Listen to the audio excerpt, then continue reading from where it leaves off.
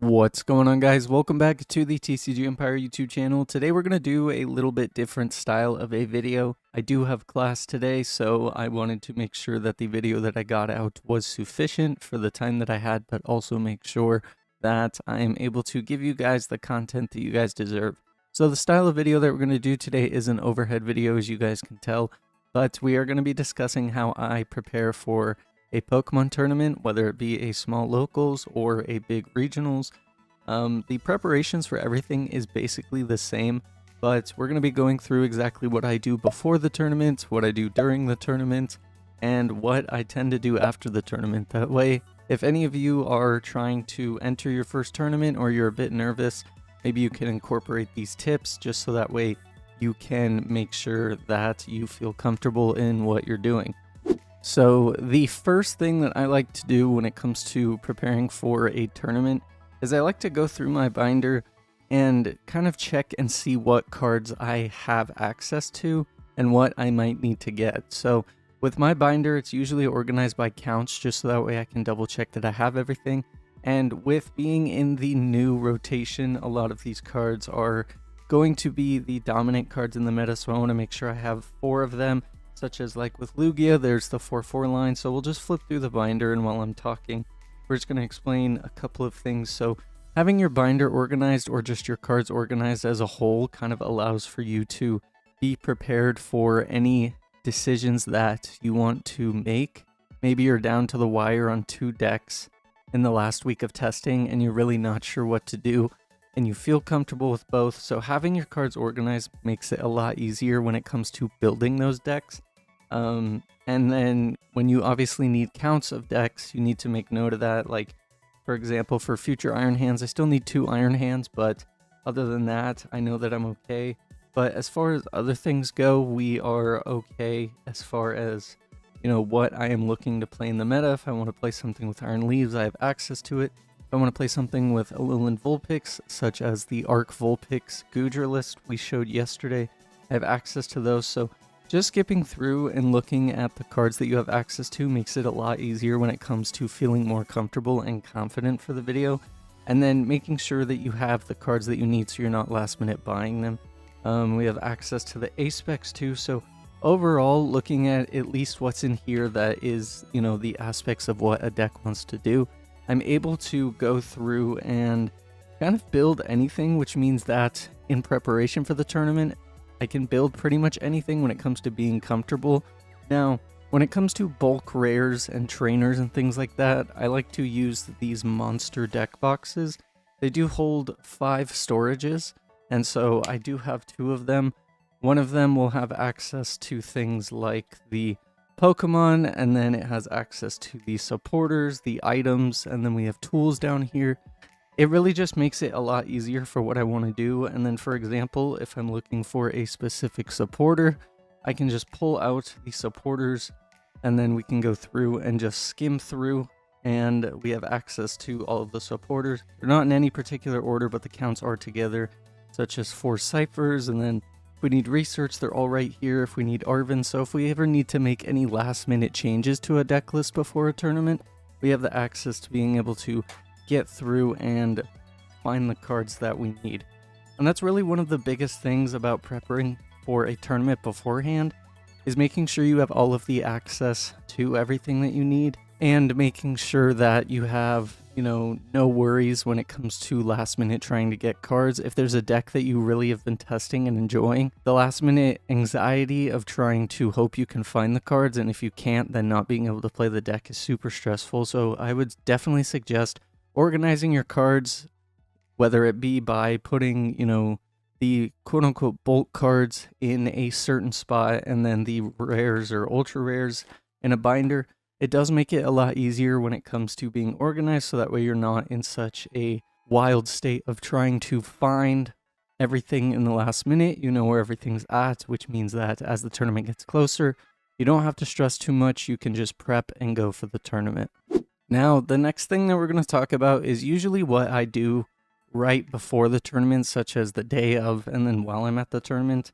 This kind of pulls into making sure that you have your cards, but usually I'll just go through and I'll make sure that I have 60 fresh sleeves. So That way they're not being, used in the pre-tournament, so that way I have fresh cards all of the time. And then you can also make sure that you have things that you need, such as if it wants to come out, technical difficulties, that you also have things like your V-star markers. This is just a custom one that one of my friends made me, but you can use the normal one, but this is the aspect of what you need in a game, just so that way you can announce your V-star marker, so that way people know when you use it, such as things like Lugia, Gudra, Arceus, all that fun stuff. And then usually before a tournament, I will just go through and double check to make sure I have all the counters I need. There's poison counters because Brute Bonnet is a thing. And then usually I'll just have 3 or 4 coins, just so that way I can put them as ability markers. Now you can use ability markers or you can use whatever you want, but usually when it comes to it, any type of coin that you have will work. And then I just have my dice. Now this dice holder is great. It was actually released back in the Diamond and Pearl era as a card holder from Burger King, but it's actually a great dice holder. Zach has the same exact one. And when I realized that he had one, I decided I have to get one because Darkrai is one of my favorite Pokemon. Now, the final thing that we do have is, this is a digital notepad. Now, you can easily erase on it. So if you draw, and for example, you can see on it, there is a button on the back. So when you click it, it erases the information. This is great for note taking. So that way, if you notice that your opponent is down a certain amount of cards, you can keep track of that. Or if you're trying to map out your prizes, you can do that. Or if you're price checking, you can write it down on here, just so that way you can make sure that you want to remember everything in the game and have it written down, because taking notes is allowed in the Pokemon trading card game. You are allowed to take notes. You just have to make sure that you have a fresh copy of notes in between different games. So round 4 notes, you can't have them shown during round 5. So that's what's great about this, as again, you can just draw on it and then click the button and have it be fresh again. The information doesn't save, it just erases. So it works out perfectly. And then when it comes to playing in the tournament, that's when I just make sure that usually these 3 things are in the same exact area. And then the final thing, but it has been kind of showcased through the whole video, is a playmat. This will just help to make sure that your cards don't get messed up, and it will help to ensure that you're not having to deal with anything really, as far as, the cards getting stuck on a table and risk damaging your sleeves and having marked sleeves to say. A playmat really helps too in helping to make sure that your stuff is organized. As you guys see, my mat that I usually use is black, and then my sleeves are white. So it's usually easy, aside from the logo, for me to keep track of where my cards are. So I never have to worry too much about if anything is going to happen. And then the other thing is the deck box. You'll always want to make sure that you have an independent deck box that has the 60 cards that you're playing in a tournament in a separate spot from all of your bulk cards. So this deck box that holds my 60 cards is different from this, and the reason for that is because when you get deck checked at a tournament, you don't want there to be extra cards that shouldn't be with your deck in the deck box with the cards. So if you're going to a tournament and you have submitted your list, you don't want extra cards in there, because even though you might not have malicious intent, a judge can look at that and give you a penalty because you have extra cards in your deck box with your deck. That could lead to you swapping out cards off of speculation, and sometimes it can just cause issues. Now, I'm not saying that you guys will be doing that, but just make sure that you have an extra deck box, even if it's something simple, where your cards for the tournament are separated from your other cards. Now, finally, we're going to get into the post-tournament aspect. So when it comes to post-tournament, I tend to take my decks apart just so that way I know where all of the cards are and I have easy access to them if I want to build the deck.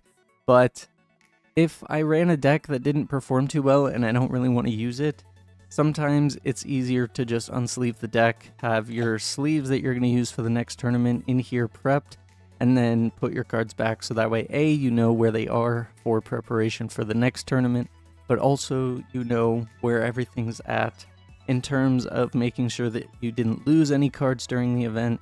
You can make sure that everything's okay. So an example of this is that last week I played in a cup I did play second, but I did play Entei Valiant, and when I got back home, I put my Enteis and my Valiants back in, and in the bulk box, I put the trainers and everything else. So it really made it a lot easier for me to know that if I wanted to build the deck, I had everything, but it gave me a clue as to what maybe I lost during the tournament or if there were any issues. But also taking apart your deck allows you to check the sleeves. Maybe there were sleeves that were damaged right at the end in the last round of the tournament. You didn't realize it.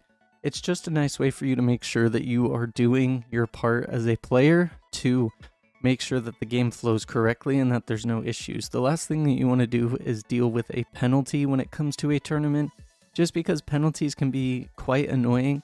Sometimes they do happen. I've had my share of penalties sometimes from accidentally drawing an extra card or because I didn't switch my sleeves out. One of them was sticky, and when I drew the card, it pulled the other one and it flipped over. And of course, because I wasn't supposed to gain knowledge to that card, it caused me to get a penalty. So little things like that can just be something that you learn from. But rather than you guys having to learn from it on your own, I just wanted to share what helped me so that way you guys can have the best tournament experience, but also feel comfortable going into the next event. Now, a couple things that I want to point out real quick. In the section where I spoke about trying to prepare for a tournament and usually what I do before the tournament, while I do go through my cards and I make sure that, everything I need is stuff that I have, I also spend about the last week of a tournament, before the tournament, testing a deck rigorously. Sometimes I will make a couple slight changes. Maybe there's one or two cards I'm not sure of. Having the extra cards and knowing where they are means that I can swap deck list around before I submit my deck in the final moments leading up to the tournament. But usually when I set on a deck, I will just build it, set it aside, and then play a bunch of games on Pokemon Trading Card Game Live, as this allows me to get the most testing in and feel comfortable in any situation. But the biggest thing is that you want to give yourself enough time to be comfortable with the deck. Usually, if you have a week until an event and you build the deck and you test it, that week's time gives you a chance to be comfortable, and in the time before, it gives you the chance to test other decks, so that way you're not spending the last 2 days still unsure of what you want to play, and maybe it's down to 6 decks, and in that 2 days you have to try and test 6 different decks. It's kind of inefficient in terms of allowing you to become the most comfortable you can in a tournament. So usually it will be harder for you if you make the last minute decisions of swapping an entire 60 rather than just making a couple deck changes. So that's pretty much it when it comes to the aspects of what the Pokemon Trading Card Game entails. Some other little minor things: make sure you eat well and you sleep well the day of the tournament and before the tournament. Make sure you have some snacks. Make sure you have a backpack that can carry all of the things that you need, just so that way you're not having to carry multiple things. Usually in my backpack, I will have all of the cards that are in my binders and everything. And then this is the backpack that I use. I can't really get a full angle of it, but it's a great backpack. It has a ton of storage. And when it comes to the aspects of it, puts all of my stuff in one place. I can keep things organized. And most of all, I can put my cards in one pocket and the deck that I'm using for the day in another pocket, along with the dice and my notepad, as it does allow for me to actually benefit with being organized. So that way, if I'm ever in a situation where the bathroom line is really long and the next round is starting or the pairings go up, sometimes I want to make sure that I can just use the restroom, wait in that line, and book it to my table and not have to scrounge for my cards. I know exactly where they are. I know where my dice is, my notepad, and my deck box. So it makes it super simple in terms of being organized. And that's really the biggest thing. You just want to make sure that you're organized. That way you're not stressing about anything outside of Pokemon. And that's pretty much it for the day of and the after. Now, when it comes to mental fortitude, after a tournament, if I perform great, usually I feel good about myself, but there's still always chances for you to improve as a player.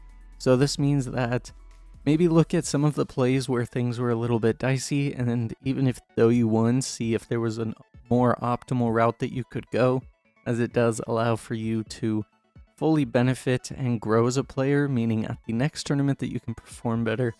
But that's pretty much it. If you perform rough, just take a deep breath, take it to the next tournament, don't sweat it. Every tournament is different, and it's a learning experience, especially if you're a new player.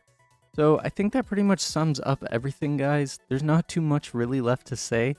The tournament experience will be however you make it, but I just wanted to give you some tips so that way you could benefit the most from your experience and prepare yourself to be successful on the first try, rather than taking 1,000,001 tries like I did when I was in seniors 10 years ago. So that's pretty much it. So if you guys did enjoy today's video, do me a favor, smash the like button, subscribe, turn on post notifications. Let me know down in the comments what you think of this overhead style video. I might do deck profiles like this as for tournament recaps. I think it would be super good for the channel. I think it would be nice so that you guys don't just have to stare at Pokemon Trading Card Game Live. You actually get some real inclusions with cards, which is why I wanted to showcase things like the cards that I have access to, so that way if you guys ever want to see a deck profile in IRL, I can definitely do it. So again, thank you for everything. I hope you guys did enjoy today's video, and if you found it helpful in any way, let me know down in the comments. But with that being said, I will catch you guys tomorrow. Later.